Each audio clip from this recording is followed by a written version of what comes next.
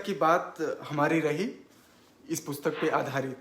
तो सर जैसा महान व्यक्तित्व हमारे सामने हो और केवल एक पुस्तक की बात हो तो थोड़ी नाइंसाफ़ी लगती है, लगता है कुछ अधूरा सा रह गया।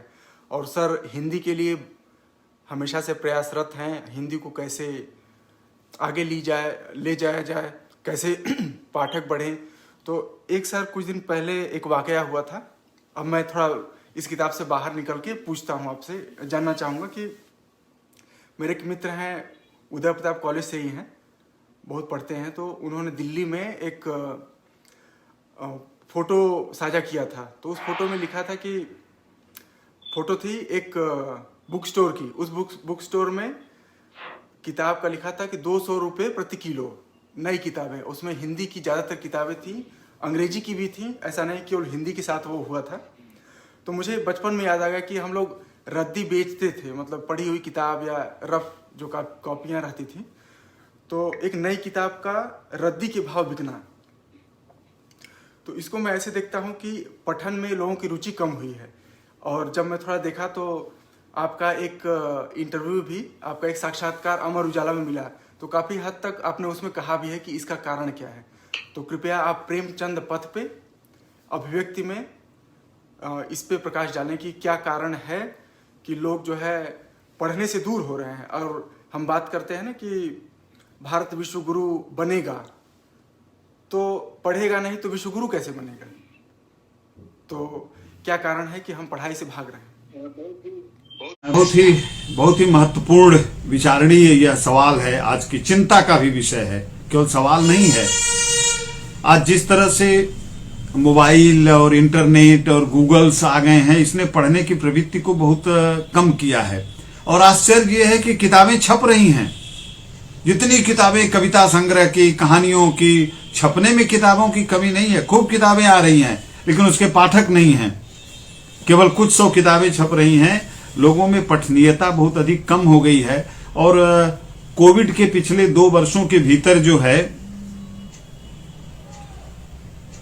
कोविड में पिछले 2 वर्षों के भीतर जो है और पढ़ने की प्रवृत्ति कम हुई। लड़कों की पढ़ाई किताब से अलग हट करके मोबाइल पर होने लगी, इसने और अधिक कम किया।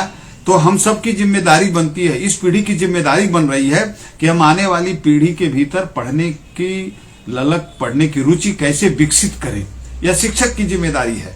और इसके लिए प्रेमचंद पथ और राजीव बड़ा प्रयास कर रहे हैं। प्रेमचंद की कहानियों को पढ़ने के लिए एक वातावरण बनाया जा रहा है। प्रेमचंद रेडियो विकसित करके उन कहानियों को सुने, उन कहानियों को पढ़ें। प्रेमचंद एक ऐसे लेखक हैं जहां से कि हम बहुत कुछ सीख सकते हैं प्रेमचंद को पढ़ करके। और प्रेमचंद पथ और इस अभिव्यक्ति के माध्यम से आप सब लोग मिलकर के एक बड़ा काम कर रहे हैं। इसके लिए हमें बच्चों की पत्रिकाएं जो निकल रही हैं, बालहंस निकल रही है और भी कई पत्रिकाएं निकल रही हैं, बच्चों को पत्रिकाओं को, पुस्तकों को पढ़ने के लिए हम प्रेरित करें। और बच्चों को यह सीख दें कि बिना पढ़े हुए हम गहरा अध्ययन नहीं पा सकते हैं। ये गूगल का ज्ञान जो है अधकचरा ज्ञान है। जब हम पढ़ते हैं, एक उपन्यास हम पढ़ रहे हैं, उस उपन्यास के साथ, जैसे आपने इस किताब को पढ़ा तो आपने कहा ना कि हम तो इस किताब अब खुद साइकिल चला रहे हैं साथ साथ में। तो पढ़ने का ये किताब इतनी महत्व पाएगी मैंने नहीं सोचा था।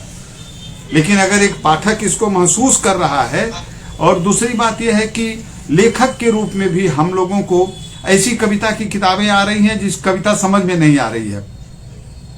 तुलसी की चौपाई लोगों की जुबान पर क्यों है?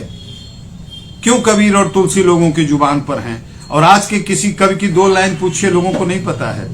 तो लेखक की भी यह जिम्मेदारी बनती है कि ऐसा लिखे कि वह सामान्य पाठक को अपने साथ जोड़ सके। अगर ऐसा लेखन होगा और हम बच्चों को प्रोत्साहित करेंगे, और सचमुच बिना अध्ययन के आश्चर्य होता है।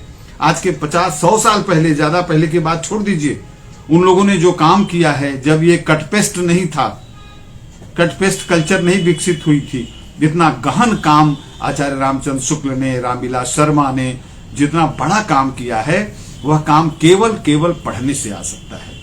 फिर मैं भवानी प्रसाद मिश्र की वही ये बताना होगा कि कुछ पढ़ के सो, कुछ लिख के सो। नहीं, बहुत गहरी बात बताई आपने। और मैं यह भी कहना चाहूँगा कि जो हम कहते हैं कि भारत को विकसित करना है, भारत को विकसित करना है, तो भारत विकसित होगा किताबों से। भारत विकसित नहीं होगा कि हम फेसबुक का ज्ञान है, व्हाट्सएप का ज्ञान है, उससे हम अपने आप को ज्ञानी कहें। और सौभाग्यवश मैं कुछ देख पाया हूँ, तो वहाँ पर मुझे यही लगा है कि जो भी विकसित देश हैं वो पढ़ते बहुत हैं। वहाँ ऐसा वातावरण तैयार किया गया है, पुस्तकालय है, आप घर से निकलिए 100 मीटर के दूरी पे पुस्तकालय, सरकारी और निःशुल्क, फ्री। तो ऐसे पुस्तकालय हम, तो उनको पता है कि अब जैसे उदाहरण तौर पे सर दक्षिण कोरिया है, तो वहाँ मतलब उन लोगों का जो पावर हाउस है, उन लोगों का जो रोजी रोटी है, वो भोजन का सोर्स है वो पढ़ाई ही है। वो रिसर्च करते हैं, टेक्नोलॉजी डेवलप करते हैं, तो वो पढ़ेंगे नहीं तो भूखे रहेंगे। वहाँ इतने पहाड़ हैं, 80%, अगर मैं करेक्ट डेटा बताऊं तो 72% वहाँ पठार हैं। और पठार की जब बात आती है तो इसमें आपने भी लिखा है कि जब राजस्थान में आप लोग पहुँचते हैं, पहाड़ों को देखते हैं, चढ़ाई है, तो आप लिखते हैं कि कठिनाइयों से ही आदमी मजबूत होता है। राजस्थान की धरती ही महाराणा प्रताप और राणा सांगा को पैदा कर सकती है। तो मतलब उससे लोग क्या है, इम्प्रूव कर रहे हैं और पढ़ने पे फोकस कर रहे हैं। लेकिन हमारी तरफ मुझे भी एहसास होता है कि अपने यहाँ कम है। तो जैसा कि सर ने बताया, तो इसका पूरा फ़ायदा उठाएं, पढ़ने पे ध्यान दें। और सर